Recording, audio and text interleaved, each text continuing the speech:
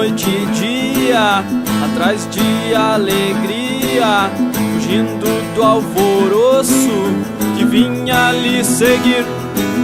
Não tinha compromissos, dormia quanto podia, não pagava pelas contas, sofria com economia. Mas era um rapaz ardente, inocente, e não queria mais ninguém.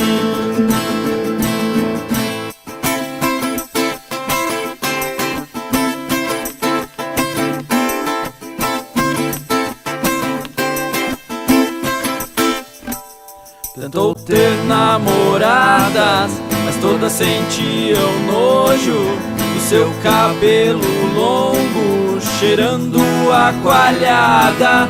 Vendia suas poesias, fingindo ser famoso, bebia todo dia com os trocos do seu bolso. Mas era um rapaz ardente, inocente, e não queria mais ninguém.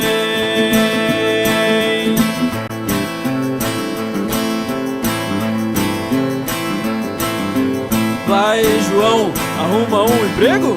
Vai, moleque, penteia esse cabelo. Tira logo, já tá de motorista, pra não dizerem que é um indigente.